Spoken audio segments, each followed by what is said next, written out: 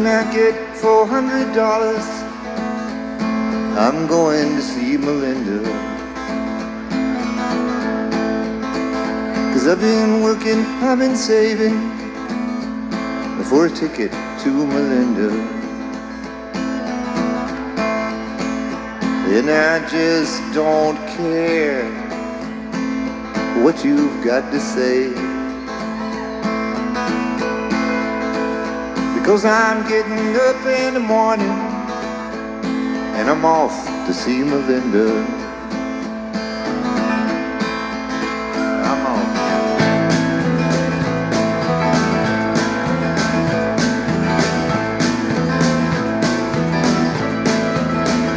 And I would give the moon and sun to be there with Melinda. The earth and all the sky, and just to touch Melinda. And I just don't care. All right, everybody, thank you for joining me this beautiful Sunday, July 14th, 2024. A lot of crazy stuff going on in the world right now in the news and stuff. Why don't we step back away from all that madness and concentrate on the things that just bring us peace and tranquility and center us back to who we are. Fellow YouTuber and fellow modeling colleague in Old Scale, John Lyons, contacted me here the other day, and he had some projects for me to work on, and you're looking at one right there. These models are from the early beginning dark days of Old Scale. There's a lot of history in this model, and that's why I agreed to take the project on. And we're going to be talking about the history of both its owner and the model you see in front of us here. It's going to be an exciting build series. If you like history, if you're intrigued about the history of Old Scale or model railroading to begin with. And this series kind of calls or tugs at your heartstrings, and feel free to join us. Probably put out a video about a week. I tend to move slow in my build projects, but I'm very thorough, and I won't give the model back to its owner, John Lyons, until it's done properly. And no weak points. I address those immediately. The model weighs a ton, so we're gonna definitely get it back to its owner, where he can pick it up by hand from any point and not have to worry about it falling apart or a solder joint breaking on him, which is, I think, what happened here. But we'll talk about that here in a bit. Real quick, let me back off on the camera. Real quick, let me welcome the following new subscribers, if I may. Let me welcome aboard Owen Concord. Owen, thank you. Welcome aboard. Cat Girl Steam. Wet Dixie Belle Lingerie, Lena's Fruits, Steve Gardner. Once again, Owen Concord, Cat Girl Steam or Steamy, Wet Dixie Belle Lingerie, Lena's Fruits, and Steve Gardner. Welcome aboard, everybody. Thank you for joining me on my channel. Since the internet is forever and I have mentioned your guys' names here, now your guys' names is gonna live forever right here on the Florentino Rebuilding Company YouTube channel. Ooh, where do I start? Let's kick up the lights and let's just jump right in. Let's move the tripod here. Okay. So real quick, we went ahead and we stripped all the paint on the model. Some people might say that's not necessary. Just touch up or fix up the areas where the paint has chipped off, and that's always a good way to go. When you're going to do a full rebuild and the model now, my heart has taken a personal interest in this build here, in this particular model that I'm touching.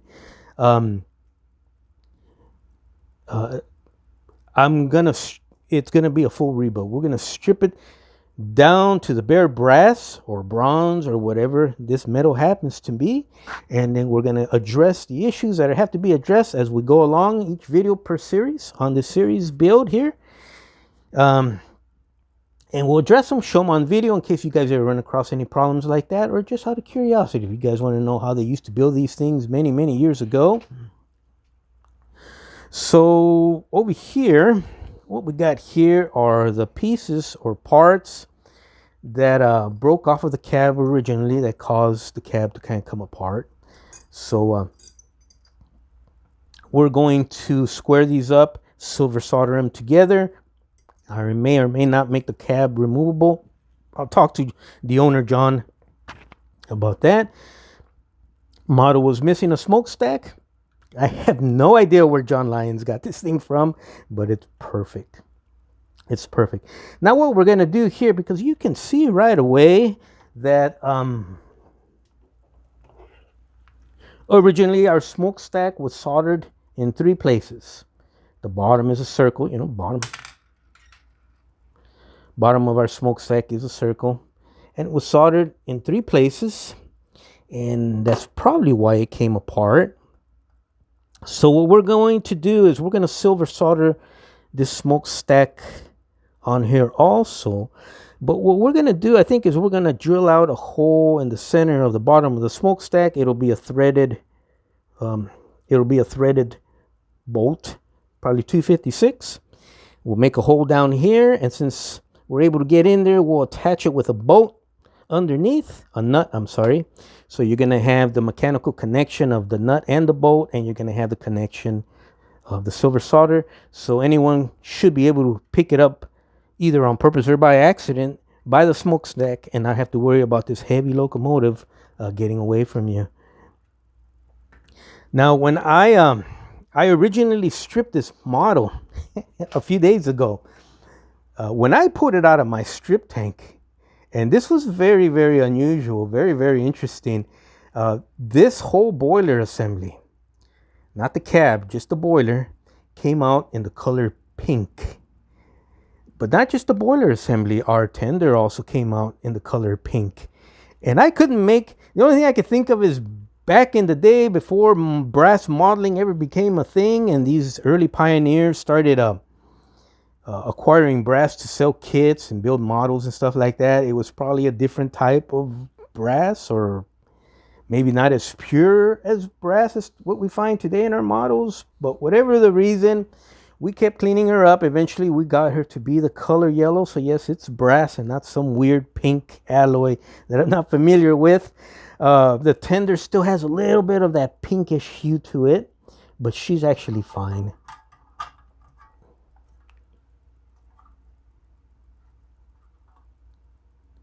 No issues whatsoever. A couple of busted little grab irons and stuff that we'll reattach. It's no big deal.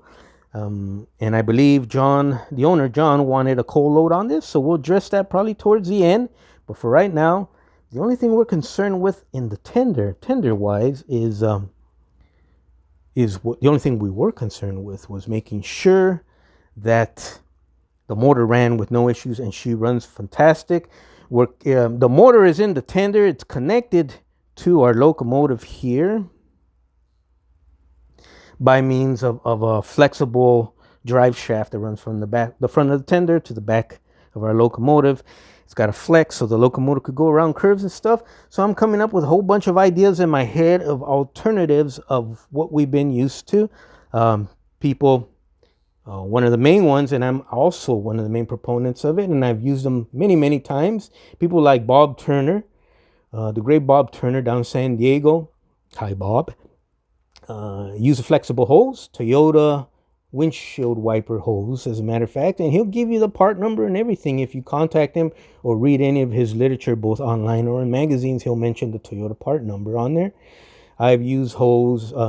In this case here, we can use a speedometer cable type setup. I think we're going to go that way if I can find a good flexible speedometer cable or something similar. But where it attaches to the locomotive and the tender is going to be totally different. I want to go with a heavy duty brass mechanical connection that's easy to pop off and on for the owner. I'm going to play with that, and that's part of the magic of doing something like this, whether it's an AMT 125th big rig build or 135th armor. some sort of tiger tank, or this is it allows me to come up with something stronger and better for many years of trouble-free operation. I used to belong to the Model Railroad Museum down in San Diego, that big one when you see in all the magazines and online and stuff. I ran both on the HO and the O scale layout. Actually, I ran on all the layouts. They would invite me to run and stuff, but I was a member of the O scale club. And you ran the club locomotives down there, or the club equipment, or your own equipment. You had to run it for hours and hours and hours for the paying viewing public. So your stuff had to be really stout and beefy. Delicate stuff wouldn't fly down there. And since then, I've been building stuff that's going to be handled accordingly. Let's check out some interesting surprises that we came along the way. When you strip these guys down, you're especially, I mean, this is one of the early, I mean, there were others I'm not too familiar with, but this is one of the early brass offered kits, either built up or in kit form, that Ed Alexander would sell you. I believe we read a little bit of the history about that last time.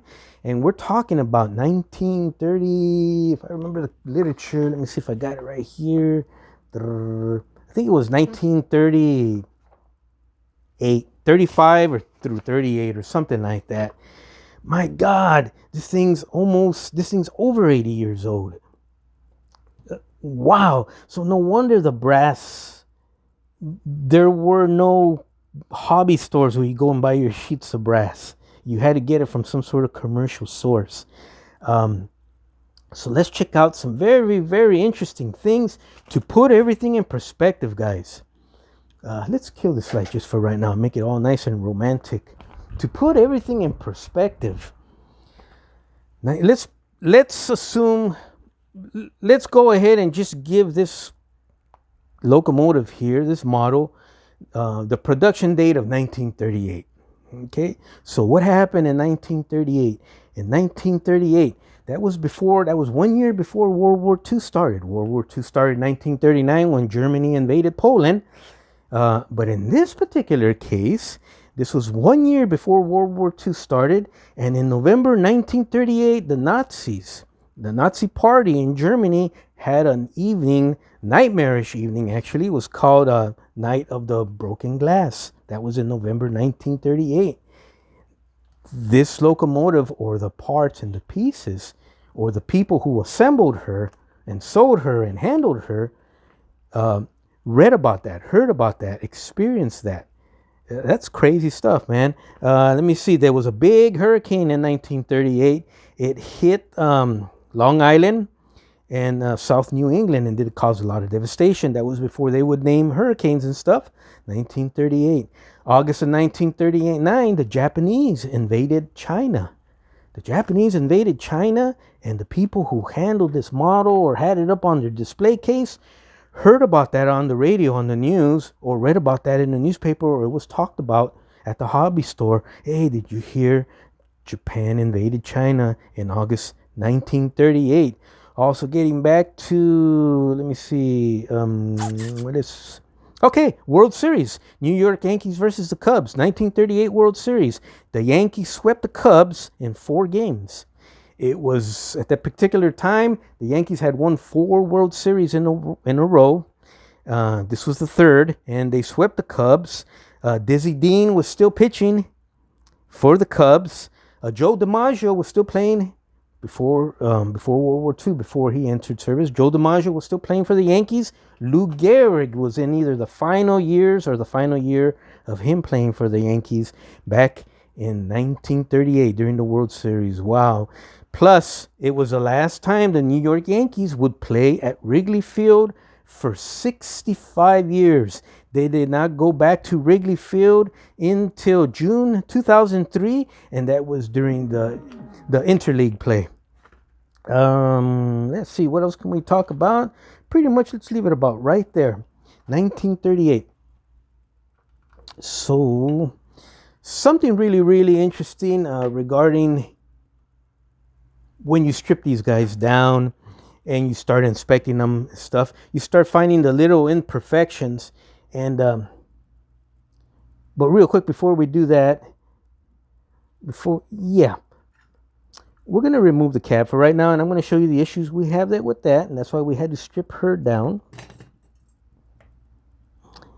And they're not imperfections, they're quirks that were covered up by paint for decades and decades and decades, and they've come to light to another modeler, another builder, in this case myself, many years ago. After I removed all that paint, you almost start to feel like an archaeologist, and you're digging through ancient pyramid or looking for some mummy out in the Egyptian desert when you start doing this stuff. And okay, right away, what I found, besides the pink colored brass, which I couldn't get to this color anyways, what I want to show you guys is right here. Okay, it's actually right here on our smoke box front. So real quick for John, we removed that that switch that was there. It left us with a big giant hole, as you can see there. It's pretty big. We can fill it for you. We'll address that as you get ideas. Let me know. We'll figure out something there, or we can leave it like that till we find the correct, I don't know, piece we could put on there.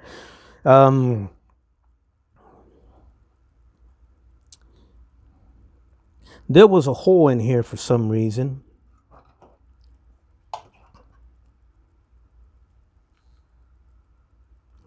And someone went ahead and put a bolt through there, nut or bolt. And you can see it right there. Cut it off and filed it down, and it was covered by paint. I didn't see it through the paint. So that's how good it was hidden all this time. We could do something like that in a large scale for this big giant hole here. It's no big deal. Or we could find some sort of rounded cover and put it over there. But that's just going to let our brains think more. So that's just kind of cool there. We'll address that when we get to that. Here's the back. I don't think that was original. I think this was what came with that plastic lantern switch that was on there originally. But there you go. More interesting stuff. By the way, this thing stayed dark. It took me a long time for me to finally get it this brass color. More quirks. This lever we had back here, which is still working. It's a working lever. It serves no purpose, but other than it works and it kind of looks cool. Well, that was held in place here, but that was literally held in place with a finishing nail. Just a regular old nail, finishing nail. Someone cut off the pointed end and just inserted it and soldered it. We're going to use that to reinstall it back, because we're going to try and keep this locomotive as original as possible. And if it's something that doesn't look right, I'll always address it with the owner first. Or if it's something the owner wants to change, lines of communication are always open, and he's watching along with us right now. Another thing I want to show you guys is our wheel started rusting once we cleaned off the paint. But it's not a rust where it's going to be an issue. It's more like a dusting of rust. So every time I come in here, you just clean it off. Eventually we'll address that. Either paint it. If John wants bare drivers, then we'll go ahead and take care of that. So what's the term they use now? Mediate that issue. But it's something real easy. It's no big deal. Let's just give John an overview of his model here.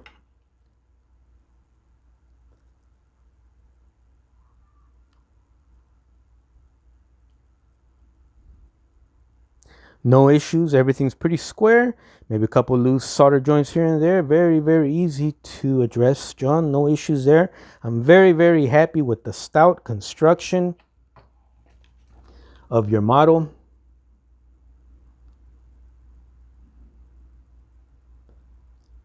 She just seems like she's going to be a pleasure to work on. What I wanted to show you guys here, one of the other little quirks is, I guess,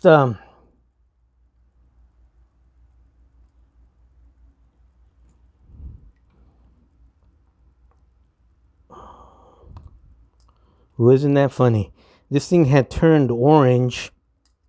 You can see a little bit of the brass color. So the plating has flaked off. So it may be the only side rod where it almost looks like it's a replacement side rod, like it was replaced somewhere along the line. But we have the correct metal paint to match it with everybody else once it's getting to the painting stage and stuff. So no issues, no problems. Now some people might say, why do you have to strip the paint off to touch up spots and stuff of paint? Why go through all that problem, all that labor, I should say? And you're right, I guess you can do it. And here's an example. We didn't touch the front trucks. This is kind of like what you were working on. But usually on your drive here, especially with open gearing, you're going to have residue of oil and grease or lubrication everywhere. And you're going to have a hard time sticking your paint. Plus, we wanted to make sure there wasn't any other issues or broken solder joints or anything like that. So in my case, I prefer to strip them down to bare bones, build back up. Painting is no problem for me. It's actually, I can do it with my eyes closed. And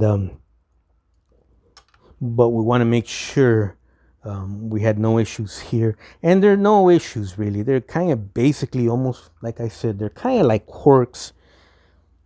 Let's move over to our cab. So we talked about this last time. Our cab, like Humpty Dumpty, kind of took a bad fall there. And all the king's horses and all the king's men gonna have to kind of figure out how to take care of that issue. But it wasn't just there. We wound up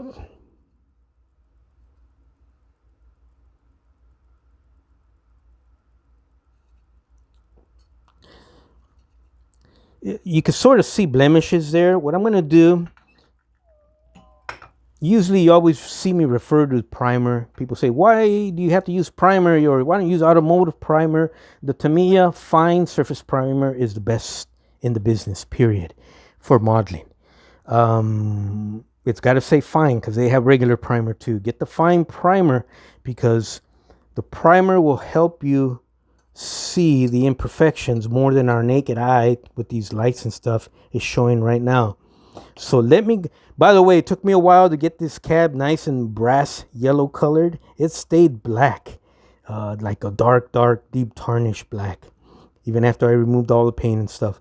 So we're gonna hit this with the primer real quick. Let me pause the camera and hit it with the primer and I'll be right back.